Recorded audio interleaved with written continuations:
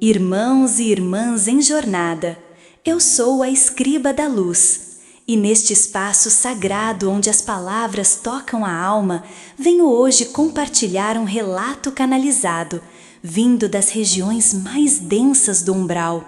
Um lugar onde o tempo parece estagnado, onde a dor se acumula como poeira antiga, mas também onde, escondida entre as sombras, ainda pulsa uma fagulha de amor. Muitos temem o umbral, e não é sem razão.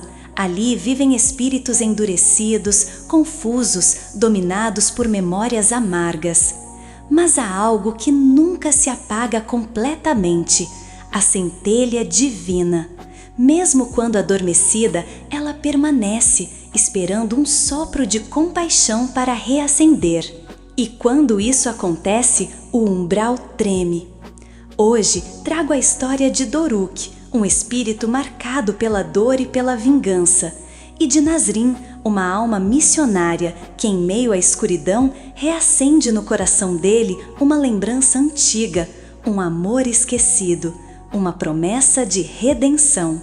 Este é um relato real, um testemunho espiritual que nos lembra que, por mais longa que seja a noite, a luz sempre encontra um jeito de nascer. Nasrin, a missionária perdida. Minha última missão. Para que entendam a jornada de meu pai, Doruk, e o ponto de virada que se avizinhava em sua longa e dolorosa trajetória, preciso primeiro lhes contar sobre mim mesma, sobre minha mais recente e trágica encarnação. Minha essência, pelo que aprendi sobre minhas vidas passadas, sempre fora tecida com os fios da compaixão e da dedicação ao próximo. Em múltiplas existências anteriores, eu havia me devotado a tarefas de auxílio e esclarecimento, acumulando em meu perispírito uma luminosidade serena, fruto de minhas escolhas e renúncias em nome do bem maior. Minha última incursão no plano terreno, no entanto, me levou a um dos palcos mais conflagrados e dolorosos do nosso orbe, a Palestina, imersa em um conflito que parecia não ter fim, onde o ódio e o medo semeavam a destruição e ceifavam vidas inocentes diariamente. Eu encarnei ali não por acaso, mas como parte de uma delicada missão de amor e pacificação, trazendo comigo a esperança de ser um ponto de luz, um bálsamo para corações feridos, um exemplo vivo de que a fraternidade poderia florescer, mesmo no mais árido dos solos. Fui uma enfermeira voluntária, cuidando dos feridos de todos os lados, sem distinção, vendo em cada rosto sofredor um irmão a ser amparado. Minha doçura, diziam, era desarmante, minha fé inabalável. Contudo, a brutalidade da guerra é uma força avassaladora, capaz de testar os limites até mesmo dos espíritos mais preparados. Testemunhei horrores indizíveis, crianças mutiladas, famílias desfeitas, o eco constante das explosões, o cheiro da morte impregnando o ar. Vi o desespero nos olhos daqueles que tudo perderam e a frieza naqueles que se entregavam à vingança. Um dia, durante um bombardeio inesperado ao hospital improvisado onde trabalhava, minha jornada terrena foi abruptamente encerrada. Um estilhaço me atingiu fatalmente. A dor física foi intensa, mas breve. A dor que se instalou em minha alma, no entanto, foi mais profunda e duradoura. Não era apenas a dor da perda da vida física, mas o choque da violência extrema, a aparente inutilidade de meus esforços diante da magnitude da tragédia, uma sensação de desamparo que me invadiu como uma onda gelada. Após o meu desencarne, encontrei-me em um estado de confusão e atordoamento. Meu perispírito, ainda vibrando com o trauma recente, reteve as impressões da paisagem árida e devastada de minha última vivência. Por um período que corresponderia a cerca de 14 dias terrenos, vaguei, perdida e desorientada, por regiões do umbral médio que espelhavam em sua desolação os campos de batalha que acabara de deixar. Eram terrenos arenosos sob um céu permanentemente cinzento, onde a esperança parecia uma miragem. Foi nesse estado de vulnerabilidade que fui abordada por espíritos endurecidos, falanges organizadas que recrutavam recém-chegados, ainda confusos, para engrossar suas fileiras de servidão e sofrimento. Eles perceberam minha luz, mesmo que ofuscada pela dor, e viram em mim um potencial a ser explorado ou corrompido. O trauma da guerra, a sensação de ter falhado em minha missão de amor, me deixou suscetível. Ainda atordoada, mas com minha lucidez espiritual gradualmente retornando, eu, em um momento de profunda desesperança e exaustão psíquica, cedi às pressões e às ameaças veladas. Deixei-me submeter, sentindo minha energia vital ser drenada, minha luz, antes tão vibrante e contagiante, parecer quase apagada como uma vela bruxuleando sob uma tempestade. Mas a história de uma serva do amor, como sempre me esforcei para ser, não poderia terminar assim, em submissão e escuridão. Mesmo subjugada, meu espírito carregava as marcas indeléveis de incontáveis vidas dedicadas ao bem, à prática da caridade e ao estudo das leis divinas. Essas marcas eram como um escudo sutil, uma assinatura vibratória que, mesmo nas sombras, irradiava uma qualidade diferente. E assim, entre aqueles seres hostis e embrutecidos, minha presença começou a gerar um incômodo sutil, uma dissonância. Eu falava pouco, quase nada, mergulhada em minha própria dor e introspecção, mas meu olhar, quando se erguia, continha a profundidade de quem já havia contemplado paisagens espirituais mais elevadas. Continha a lembrança silenciosa do amor incondicional que eu viera semear. Meus algozes, acostumados à rebeldia raivosa ou à submissão temerosa, não compreendiam a natureza da minha resistência passiva. Eu não confrontava, não suplicava, mas havia em mim uma dignidade, uma pureza intrínseca que não se curvava à vileza do ambiente. Um deles, um capataz com resquícios de sensibilidade soterrados sob camadas de crueldade, chegou a se sentir genuinamente perturbado na minha presença. Havia algo em meu silêncio, em minha tristeza serena, que o fazia hesitar antes de proferir uma ordem, que o impedia de exercer sobre mim a mesma brutalidade que dispensava aos demais. Era como se minha luz residual, mesmo enfraquecida, ainda tivesse o poder de tocar as cordas mais esquecidas da consciência alheia. E foi essa resistência silenciosa, essa semente de pureza, que se recusava a morrer, que acabaria por tecer os fios do meu destino, cruzando o meu caminho com o de meu pai Doruk, o espírito endurecido líder poderoso e temido, que dominava com mão de ferro aquela sombria região do umbral. Meu pai, Doruk, o espírito que ainda não esqueceu. Meu pai Doruk, este nome para muitos no umbral, ecoava com o peso de séculos de poder e sofrimento, para que possam compreender a profundidade de sua queda e a natureza de seu domínio nas regiões inferiores. Preciso levá-los de volta no tempo. Muitos séculos antes de seu encontro comigo, em meu estado de missionária recém-desencarnada, a sua última encarnação, a mesma em que fui sua filha. Naquela era remota, meu pai fora um proeminente líder tribal, um chefe guerreiro de renome, cuja força e astúcia militar eram temidas por seus inimigos e reverenciadas por seu povo. Sua vida era um constante campo de batalha, onde a sobrevivência de sua tribo dependia de sua capacidade de liderar, de lutar, de matar.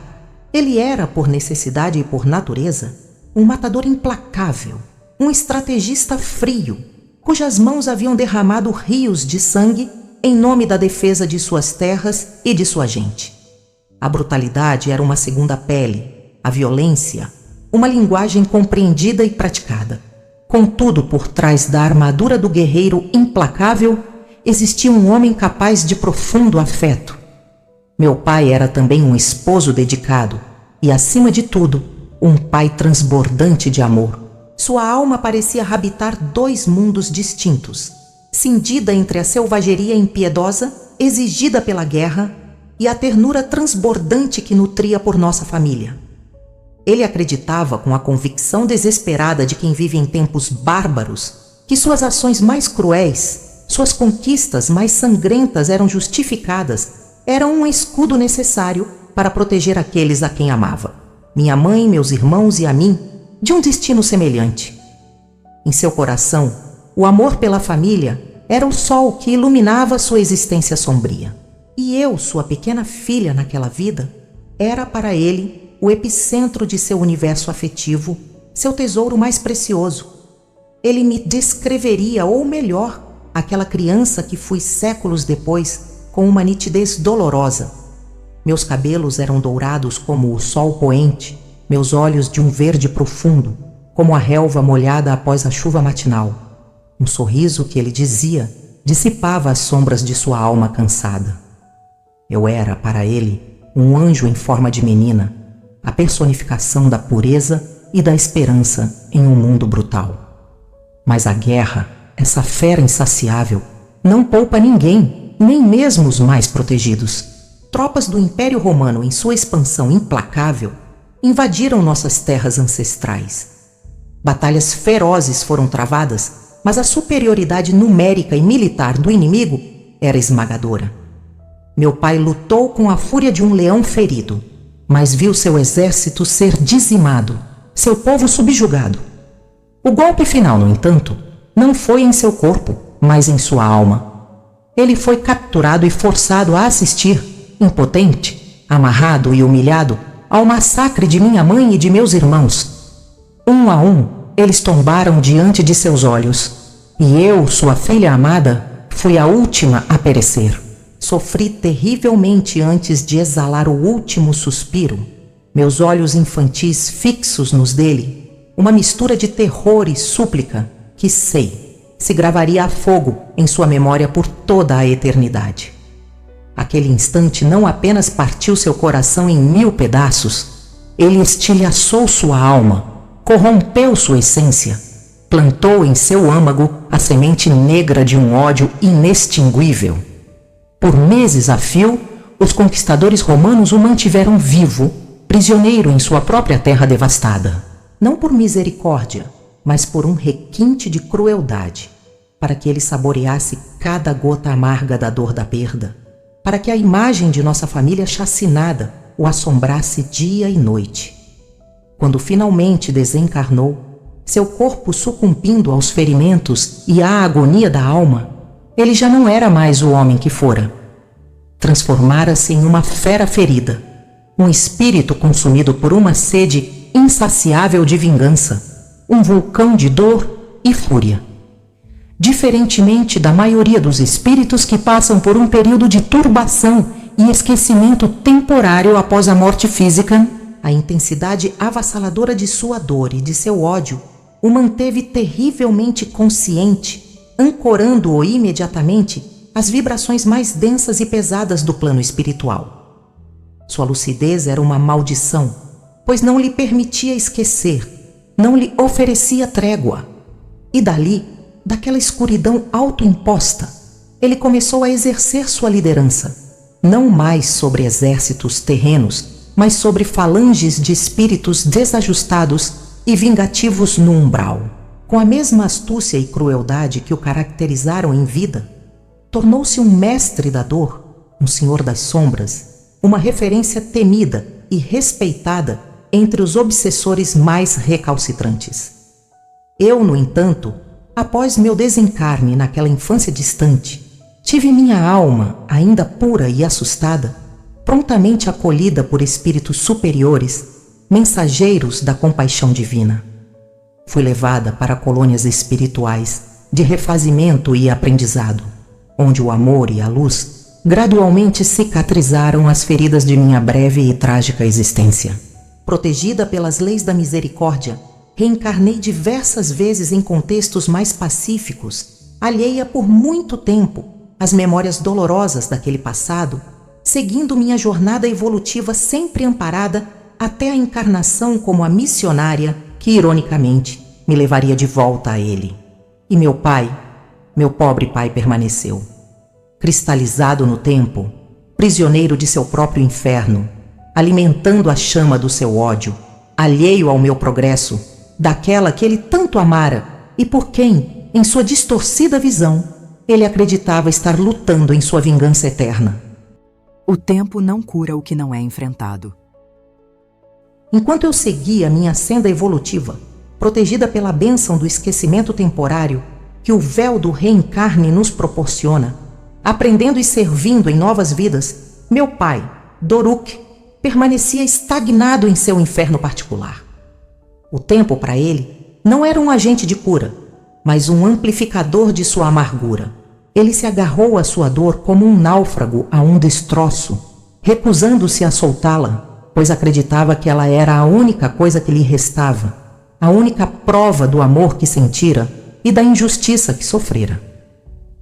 Ele transformou sua dor em uma arma e sua vingança em uma missão sagrada. Por milênios, ele liderou exércitos de espíritos desajustados, atormentando encarnados, buscando incessantemente aqueles que ele julgava serem os descendentes de seus antigos algozes. Ele se tornou um mestre na manipulação das energias densas, um estrategista da obsessão, encontrando um prazer sombrio em cada alma que conseguia desviar do caminho do bem. Eu o via através dos olhos da compaixão e da prece, e meu coração se partia. Via sua inteligência brilhante sendo usada para o mal, sua força de vontade empregada para perpetuar o sofrimento. Ele se convenceu de que o amor era fraqueza, que a bondade era uma ilusão, e em sua cegueira não percebia que, ao odiar tanto, ao se vingar tanto, ele se afastava cada vez mais da essência daquele amor puro que um dia nos unira. Ele se afastava de mim, de sua própria luz interior. Ele se tornou um prisioneiro de si mesmo, em um ciclo interminável de dor e retaliação. E eu sabia que enquanto ele não enfrentasse sua própria sombra, enquanto não olhasse para dentro e reconhecesse a necessidade de perdão, a si mesmo antes de tudo, o tempo não traria alívio, apenas mais escuridão. Até que, pela misericórdia divina que sempre busca reunir os corações que se amam, nossos caminhos se cruzaram novamente, de forma tão inesperada. Eu, como Nasrin, recém-desencarnada da Palestina, perdida e vulnerável no umbral. E ele, Doruk, o poderoso líder daquelas paragens. Quando fui levada à sua presença, eu não o reconheci de imediato como meu pai daquela vida remota. As eras de sofrimento haviam mudado sua aparência espiritual. Sua vibração era pesada, sombria. Mas ao olhar em seus olhos, os olhos da alma nunca mentem, havia ali uma dor tão profunda, uma solidão tão vasta, que meu coração de filha, mesmo que inconsciente naquele momento, sentiu um eco. E ele me olhou, e eu vi um lampejo. Um reconhecimento que não era da enfermeira Nasrin, mas de algo muito mais antigo, muito mais profundo. Ele viu em mim, eu sei, a imagem de sua pequena flor, da filha que ele tanto amara e perdera. Naquele instante o tempo parou. Senti uma onda de energia perpassar o ambiente, uma fissura se abrir em sua couraça de gelo. Ele não sabia, mas era o amor de pai, a semente imortal que ele carregava, que estava tremendo, que estava começando a despertar diante da vibração de um amor que, mesmo em outra roupagem, lhe era familiar. A mudança que começa no silêncio. Aquele encontro, queridos irmãos, foi o catalisador. Mesmo que eu, como Nasrin, estivesse confusa e assustada, a essência do meu ser, a alma da filha que um dia fui para ele, emanou uma vibração que tocou as profundezas de sua dor. Ele não se transformou da noite para o dia, pois as feridas de milênios não cicatrizam com um simples olhar. Mas algo mudou nele. Eu senti. E os espíritos de luz que me acompanhavam e que também trabalham incessantemente pelo resgate das almas sofredoras também perceberam. Depois que fui resgatada daquelas regiões e acolhida nestas colônias de paz, pude com mais clareza e amparo compreender a magnitude daquele reencontro e acompanhar através da prece e da sintonia amorosa os primeiros passos de meu pai em direção à sua própria redenção. Ele começou a se isolar. Aquele líder ruidoso e vingativo passou a buscar o silêncio.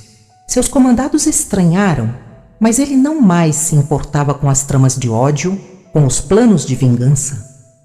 Ele buscava em suas memórias não mais o rosto dos inimigos, mas a lembrança do meu sorriso infantil, do calor de nossas mãos unidas. A imagem que ele projetou em mim, como Nasrin, a imagem de sua filha perdida, tornou-se um farol em sua escuridão, uma chama pequena, mas persistente, que começou a aquecer seu coração congelado. Ele começou a questionar o propósito de sua longa jornada de sofrimento. A vingança não lhe trouxera paz. O poder sobre as sombras não preenchera seu vazio. A dor que ele infligia aos outros apenas ecoava sua própria miséria. Pela primeira vez em incontáveis eras, meu pai, Doruk, desejou mudar. Desejou reencontrar o amor. Não o amor possessivo que se transforma em ódio quando contrariado, mas o amor que perdoa, que compreende, que acolhe. Ele ainda está no umbral, sim. A subida é lenta, é árdua. Ele precisa desfazer, nó por nó, as correntes que ele mesmo forjou. Precisa enfrentar seus medos, seus remorsos, suas culpas. Mas ele não está mais sozinho em sua escuridão. A fagulha do amor que reacendeu em seu peito é a presença de Deus o chamando de volta. É a minha prece e a prece de tantos outros que o amam e que nunca desistiram dele, envolvendo-o em vibrações de esperança. Ele olha para o céu pesado do umbral, mas agora em seu coração há uma nesga de luz, a promessa de um novo amanhecer. Ele começou a compreender que a dor só é eterna se assim permitirmos. E ele não quer mais que sua dor seja eterna. Ele quer voltar para a luz. Ele quer voltar para casa. Que relato forte e comovente nos trouxe hoje a alma de Nasrin. Mesmo das esferas de luz, ela segue ao lado de Doruk, seu pai, um espírito ainda aprisionado no umbral, mas que começa a despertar. Esta não é uma história de terror, é uma história de amor, daquele que sobrevive até a escuridão mais densa. A fagulha reacendida no coração de Doruk nos lembra que nenhuma alma está perdida quando decide sinceramente mudar.